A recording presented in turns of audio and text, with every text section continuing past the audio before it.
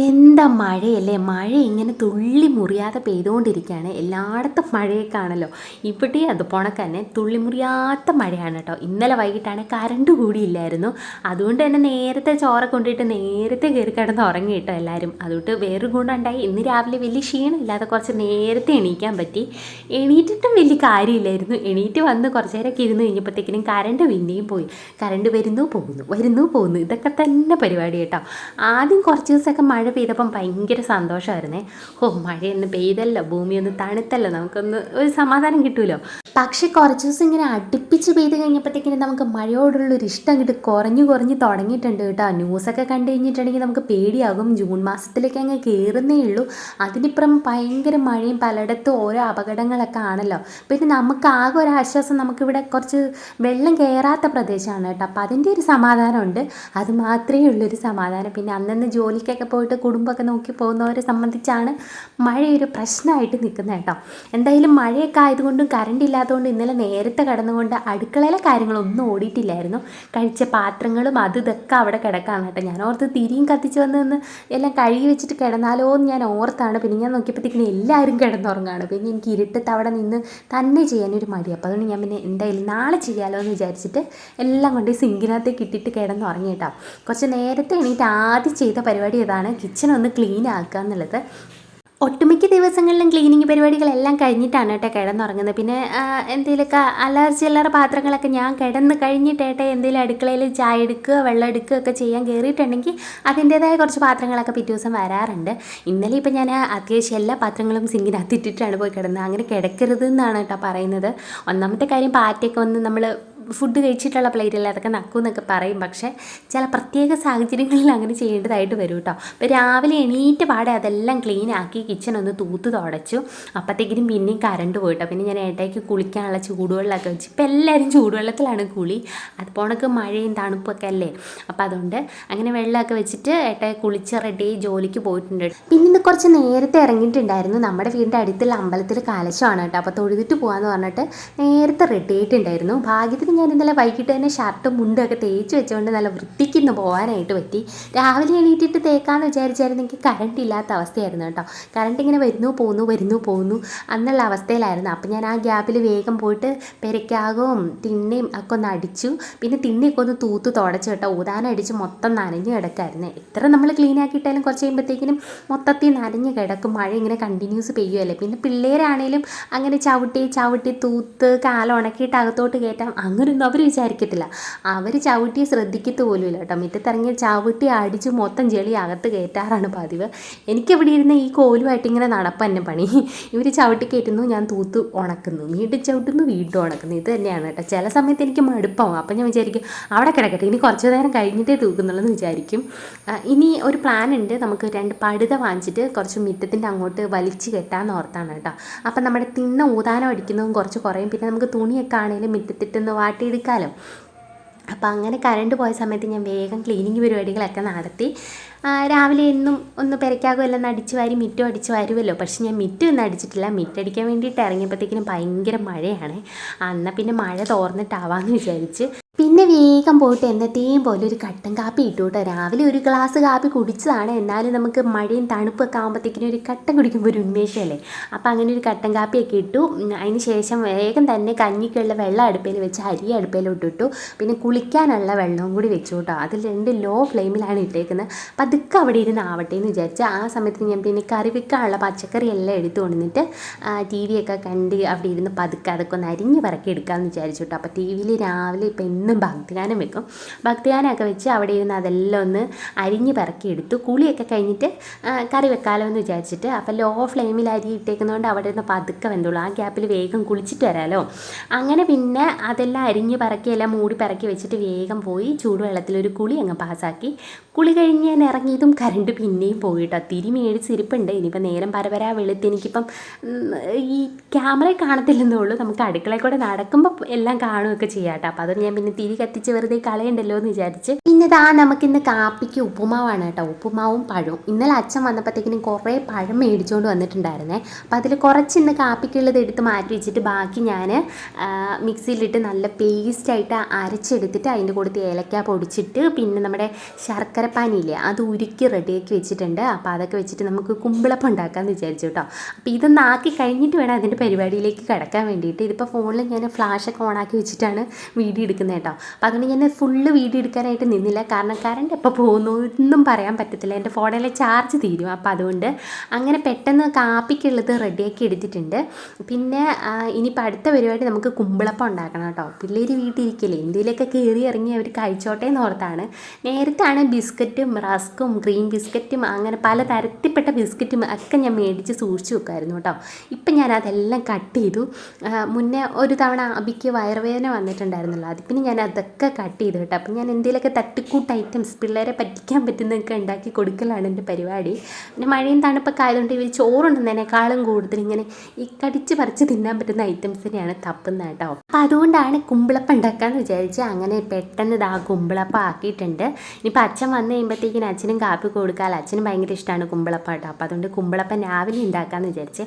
വൈകിട്ട് ഉണ്ടാക്കി വെച്ചാലും കുഴപ്പമൊന്നുമില്ല. പക്ഷേ ഇത് പഴം വെച്ചിട്ടുള്ളതാകുമ്പോഴത്തേക്കിനെ പിറ്റേ ദിവസം ആകുമ്പോഴത്തേക്കിനും ഇങ്ങനെ നൂല് പോലെ എഴുന്നു വരുമോയെന്ന് എനിക്കൊരു സംശയം. അപ്പോൾ അതുകൊണ്ടാണ് ഞാൻ രാവിലെ ഉണ്ടാക്കാമെന്ന് വിചാരിച്ചത്. അങ്ങനെ പിന്നെ കുമ്പിളപ്പം റെഡിയാക്കി. പിന്നെ ഇത് ആ കറണ്ട് വന്നും പോയി നിൽക്കാമെന്ന് ഞാൻ പറഞ്ഞല്ലോ. അപ്പോൾ ആ ഗ്യാപ്പിൽ വേഗം നമ്മുടെ പയറ് കൂട്ടാനുള്ളതൊന്ന് മിക്സിയിലൊന്ന് കറക്കിയെടുത്ത് അതും റെഡിയാക്കിയിട്ടോ. അരയ്ക്കാനുള്ള കാര്യത്തിലായിരുന്നു സംശയം. ഞാൻ ആദ്യം തേങ്ങയെല്ലാം എടുത്ത് പറക്കി വെച്ചപ്പോഴത്തേക്കിനും കറണ്ട് പോയി. പിന്നെ ഞാൻ കുറച്ച് നേരം വെയിറ്റ് ചെയ്ത് കഴിഞ്ഞപ്പോഴത്തേക്കിനും കറണ്ട് വന്നപ്പോൾ ഞാൻ കൊണ്ട് മിക്സി വെച്ച് പെട്ടെന്നൊന്ന് കറക്കിയെടുത്താണ് കേട്ടോ. അങ്ങനെ നമ്മുടെ തോരനും ഒക്കെ ആയി. അപ്പോഴത്തേക്കിനും അച്ഛൻ വന്നിട്ടുണ്ടായിരുന്നേ. അച്ഛൻ വന്ന് അവിടെ ഞാൻ ടി വിയിൽ ന്യൂസൊക്കെ ഒന്ന് വെച്ച് കൊടുത്തു. അപ്പം അച്ഛൻ അത് അവിടെ ഇരുന്ന് കാണുകയാണ്. അച്ഛനാണ് പാലൊക്കെ മേടിച്ചുകൊണ്ട് വന്നത് കേട്ടോ. കറണ്ട് ഇങ്ങനെ വന്നും പോയൊക്കെ നിൽക്കുന്നതുകൊണ്ട് എന്തോരം നേരത്തെ എഴുതിയിട്ടെന്ന് പറഞ്ഞാലും കാര്യങ്ങളൊക്കെ ഒരു മന്ദഗതിയിലായിരുന്നു. കാരണം നമ്മൾ പച്ചക്കറിക്കൊക്കെ അരയ്ക്കാനുള്ളതൊക്കെ ഇങ്ങനെ നോക്കി നിന്ന് കുറേ സമയം പോകട്ടോ. പിന്നെ ഞാൻ ഇന്ന് തുണിയൊന്നും കഴുകാൻ മെനക്കെട്ടിട്ടില്ല. തുണിയൊക്കെ ഞാൻ ജോലി കഴിഞ്ഞിട്ട് വന്നിട്ട് കഴുകിയിടാമെന്ന് വിചാരിച്ചു കേട്ടോ. ഇപ്പോൾ കഴുകിയാലും വിരിക്കാനുള്ള ഐഡിയൊന്നുമില്ല. ഓൾറെഡി ആഴെ കുറേ തുണി കിടക്കുന്നു. പിന്നെ മുറ്റത്തും മഴയൊക്കെ ആയതുകൊണ്ട് വിരിച്ചിട്ട് കാര്യമില്ല. കാരണം ഓടിപ്പോയി പിറക്കേണ്ട വരും. ഞാനോട് ഇവിടെ ഇല്ലല്ലോ. അച്ഛൻ ഇങ്ങനെ തുണി എടുക്കാൻ വേണ്ടി തന്നെ നിൽക്കേണ്ടൊക്കെ അവസ്ഥയാവും. അപ്പം അതുകൊണ്ട് എന്തായാലും വന്നിട്ടാവാം തുണിയിളക്കൽ പരിപാടി എന്ന് വിചാരിച്ചു കേട്ടോ. അങ്ങനെ ഇതാ പാൽക്കാപ്പി ഇട്ടു. പിന്നെ നമ്മുടെ ചോറായി, പയറുകൂട്ടാനായി, കാപ്പിക്കുള്ള ഉപ്പുമാവും പഴം പിന്നെ ആക്കേണ്ട ആവശ്യമില്ല, പഴമുണ്ട്. അപ്പോൾ പഴവും കാപ്പിക്കിട്ട കാര്യങ്ങളും എല്ലാം റെഡി ആയിട്ടുണ്ട് കേട്ടോ. ഇനിയിപ്പോൾ ഒഴിച്ചുകൂട്ടാനും കൂടെ ഉണ്ടാക്കണം. സാമ്പാർ വെക്കാമെന്ന് വിചാരിച്ചാണ്. അപ്പം അച്ഛന് വേഗം ചായ എടുത്ത് കൊടുക്കാമല്ലോ എന്ന് വിചാരിച്ചിട്ടാണ് പാൽക്കാപ്പി ഇട്ടത്. അപ്പം അച്ഛൻ പറഞ്ഞ് പാലൊക്കെ പിള്ളേർക്ക് കൊടുത്തരാം, എനിക്കൊരു കട്ടൻ തന്നാൽ മതി എന്ന് പറഞ്ഞു കേട്ടോ. അങ്ങനെ ഞാൻ വേഗം കട്ടനും ആക്കിയിട്ടുണ്ട്. കാപ്പി വേണ്ട, കുമ്പിളപ്പം ഒരെണ്ണം തന്നാൽ മതി, കാപ്പി കഴിച്ചിട്ടാണ് വന്നതെന്ന് പറഞ്ഞു. അപ്പം ഞാൻ വേഗം കുമ്പിളപ്പം എടുത്ത് പിന്നെ കാപ്പി എടുത്ത് പിള്ളേരെ എണീപ്പിച്ച് പല്ലൊക്കെ തേപ്പിച്ച് അവരുടെ കാര്യങ്ങളൊക്കെ നടത്തി പിന്നെ അവർക്കും കൂടി കൊടുത്തിട്ടുണ്ട്. അങ്ങനെ 3 പേരൂടെ അവിടെ ഇരുന്ന് ടി വി ഒക്കെ കണ്ട് നമ്മുടെ കുമ്പിളപ്പം കഴിക്കുകയാണ് കേട്ടോ. പിന്നെ ഞാൻ വേഗം നമ്മുടെ സാമ്പാർ കഷ്ണങ്ങളെല്ലാം അരിഞ്ഞ് വെച്ചേക്കുന്നത് ചട്ടിയിലാക്കി അടുപ്പത്താക്കിയിട്ടുണ്ട്. പരിപ്പില്ലാത്ത സാമ്പാറാണ്. പരിപ്പിട്ടാലും ഇല്ലെങ്കിൽ സാമ്പാർ എനിക്ക് ഭയങ്കര ഇഷ്ടമുള്ളൊരു കറിയാണ് കേട്ടോ. സാമ്പാർ നല്ല നല്ല ചൂട് കുത്തിരിച്ചോറിനകത്തേക്ക് അങ്ങ് ഒഴിക്കണം. എന്നിട്ട് നന്നായിട്ടങ്ങ് കുഴച്ചൊരു പിടുത്തങ്ങ് പിടിക്കണം. ഭയങ്കര ഇഷ്ടമാണ് എനിക്ക്. സാമ്പാർ മാത്രമല്ല, അത്യാവശ്യം നാടൻ കറികളോടെല്ലാം എനിക്ക് ക്രേസ് ഉണ്ട്. എനിക്ക് ഇങ്ങനെ കുറച്ച് മോഡേൺ ഡിഷുകളൊന്നും വലിയ താല്പര്യമില്ല. നമ്മുടെ ബ്രൊക്കോളിയൊക്കെ ഇട്ടുണ്ടാക്കുന്ന അങ്ങനത്തതിനോടൊന്നും എനിക്ക് താല്പര്യമില്ല. എനിക്ക് നല്ല സാമ്പാർ, അവിയൽ, നല്ല ഉള്ളിത്തീയൽ, പിന്നെ അതുപോലെ നല്ല കൊടമ്പുളി ഇട്ട് വറ്റിച്ച മീൻ കറി, നല്ല എരിശ്ശേരി, ഓലൻ, ഇതൊക്കെ എനിക്ക് ഭയങ്കര ഇഷ്ടമാണ്. നമ്മുടെ മോഡേൺ ഡിഷുകളോടൊന്നും വലിയ താല്പര്യമില്ല കേട്ടോ. നമ്മുടെ ബ്രൊക്കോളിയൊക്കെ ഇട്ടുണ്ടാക്കുന്ന ഫുഡുകൾ, മല്ലിച്ചപ്പ് കൂടുതൽ ഇട്ടുണ്ടാക്കുന്നത്, ഇങ്ങനെ വലിയ താല്പര്യമില്ല. ഇങ്ങനത്തെ സാധനത്തിനോടൊക്കെ എനിക്ക് ഭയങ്കര ഇഷ്ടമാണ്. എനിക്ക് കഴിഞ്ഞ ദിവസം സാമ്പാർ കൂട്ടാൻ കൊതി തോന്നിയിട്ട് ഇന്നലെ ഞാൻ പറഞ്ഞ് സാമ്പാർ കൂട്ട് മേടിപ്പിച്ചാണ് കേട്ടോ. അങ്ങനെ സാമ്പാറൊക്കെ റെഡിയായി. ലാസ്റ്റ് കുറച്ച് കായപ്പൊടിയും കൂടി ഇട്ടിട്ട് ഞാനൊന്ന് തിളപ്പിക്കും, മസാലയൊക്കെ ചേർത്തിട്ട്. സാമ്പാർ കൂട്ടിനകത്ത് ഓൾറെഡി മസാലയൊക്കെ ഉണ്ട്, എന്നാലും ഞാൻ അങ്ങനെ ചെയ്യുമ്പം അതിനകത്തൊരു ഫ്ലേവർ കുറച്ച് മുന്തി നിൽക്കും. അതെനിക്ക് ഭയങ്കര ഇഷ്ടമാണ്.